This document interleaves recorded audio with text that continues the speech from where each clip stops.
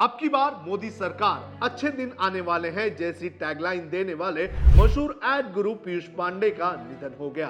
पीयूष पिछले कुछ दिनों से बीमार चल रहे थे और 24 तारीख की सुबह उन्होंने जिंदगी की आखिरी सांस ली।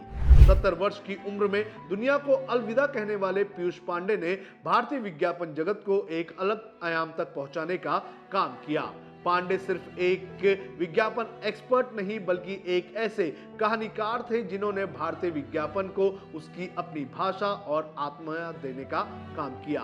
पीयूष पांडे के निधन से देश और दुनिया में शोक की लहर पसर गई है। उनके निधन को लेकर लेखक और कॉमेडियन सुनील सेठ ने सोशल मीडिया प्लेटफॉर्म एक्स पर गहरी संवेदनाएं व्यक्त की और एक मैसेज शेयर किया। उन्होंने लिखा कि मेरे सबसे प्यारे दोस्त पीयूष पांडे जैसे प्रतिभाशाली व्यक्ति के निधन से मैं बेहद दुखी और स्तब्ध हूं।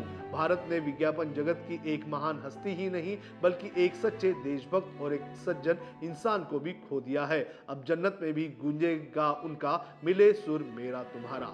वहीं फिल्म मेकर हंसल मेहता ने भी एक्स पर एक पोस्ट लिखा जिसमें उन्होंने लिखा कि फेविकोल का जोड़ टूट गया। विज्ञापन जगत ने आज अपनी चमक खो दी। पीयूष पांडे आप हमेशा याद रहेंगे। इस वीडियो में हम आपको बताएंगे पीयूष पांडे की पूरी कहानी और कैसे हुआ उनका निधन। नमस्कार, आप देख रहे हैं लोकमत हिंदी। मेरा नाम है सोनू कनौजिया। सबसे पहले बात करेंगे उनके निधन की। जानकारी के अनुसार पीयूष पांडे पिछले कुछ दिनों से काफी बीमार चल रहे थे। 70 साल की उम्र में उन्हें कई बीमारियों ने जकड़ लिया था। कुछ दिनों पहले उन्हें मुंबई के एक अस्पताल में भर्ती भी किया गया था। पीयूष संक्रमण के चलते कोमा में भी चले गए थे, जिसके बाद उनके वापस आने की उम्मीद काफी कम जताई गई थी। उनके निधन के बाद मुंबई के शिवाजी पार्क स्थित शमशान भूमि में उनका अंतिम संस्कार किया गया। पीयूष पांडे के निधन पर प्रधानमंत्री नरेंद्र मोदी ने भी दुख जताया। उन्होंने अपने सोशल मीडिया हैंडल एक्स पर एक पोस्ट लिखा जिसमें उन्होंने लिखा कि पीयूष पांडे क्रिएटिविटी के लिए जाने जाते थे। एडवर्टाइजिंग की दुनिया में उन्होंने शानदार योगदान दिया। मैं उनके साथ हुई बातचीत को सालों तक संजो कर रखूंगा। उनके दुनिया से जाने से बहुत दुखी हूं। उनके परिजनों के साथ मेरी गहरी संवेदनाएं। वहीं वाणिज्य और उद्योग मंत्री पीयूष गोयल ने भी एक्स पर पोस्ट करते हुए लिखा कि पद्मश्री पीयूष पांडे के निधन की खबर सुनकर मैं दुख को शब्दों में बयान नहीं कर पा रहा हूं।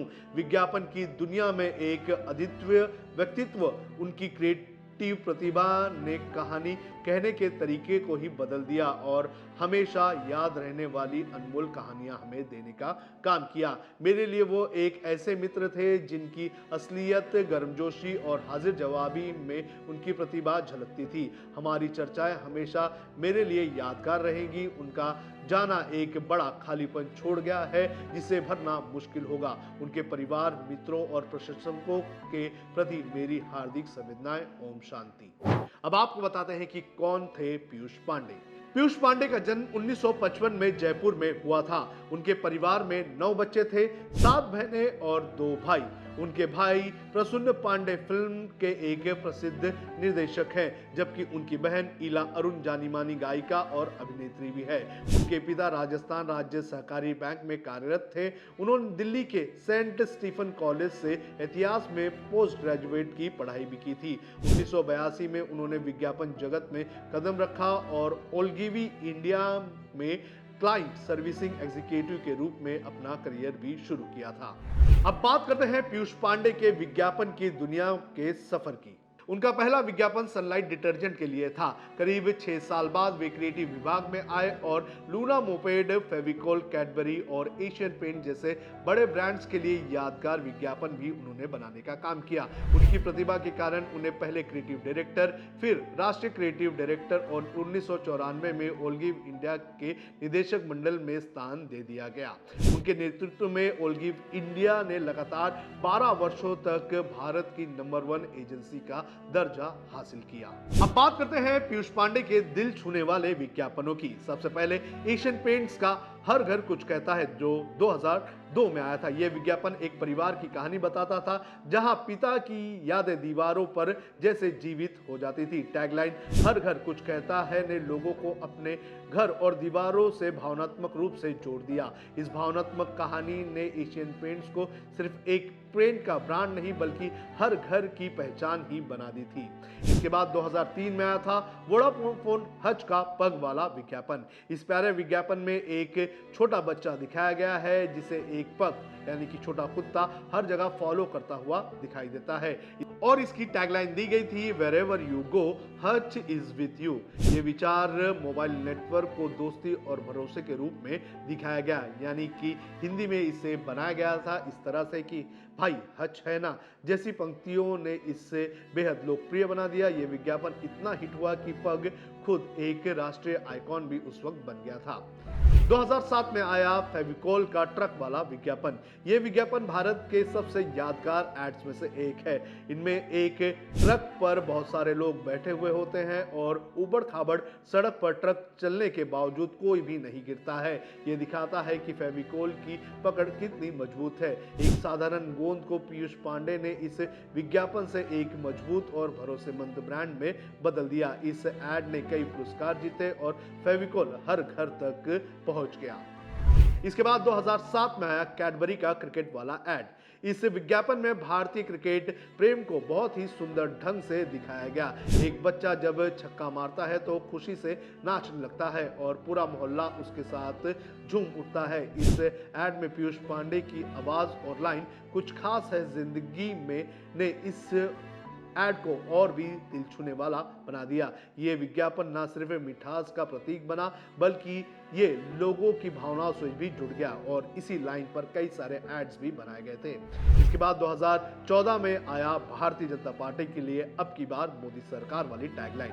राजनीतिक क्षेत्र में भी पीयूष पांडे ने प्रभाव दिखाया। 2014 में बीजेपी के चुनावी नारे अब की बार मोदी सरकार ने पूरे देश में माहौल बना दिया। ये नारा सिर्फ एक स्लोगन नहीं बल्कि लोगों की सोच और भावनाओं से जुड़ गया। पीयूष ने अब की बार मोदी सरकार कैंपेन को 50 दिन में डिजाइन किया था।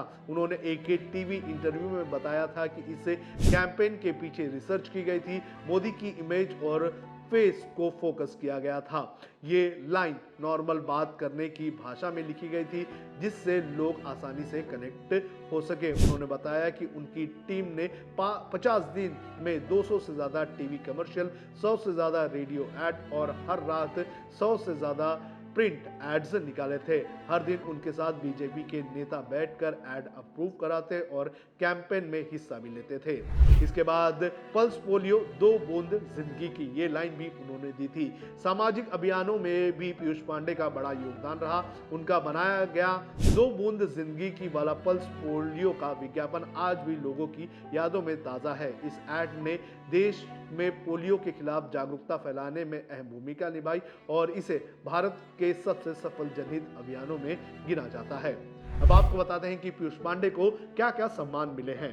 पीयूष पांडे को उनके योगदान के लिए कई पुरस्कारों से सम्मानित किया गया है।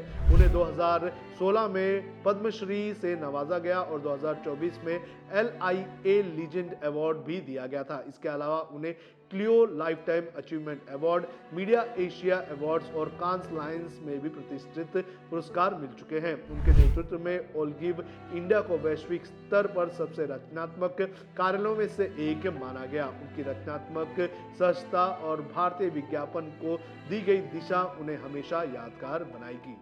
पीयूष पांडे एक जिंदादिल इंसान थे। उनके सहयोगी बताते हैं कि पीयूष पांडे ने हिंदी एड जगत को अलग ही मुकाम पर पहुंचाया जब अंग्रेजी विज्ञापन ऊंचाई पर था।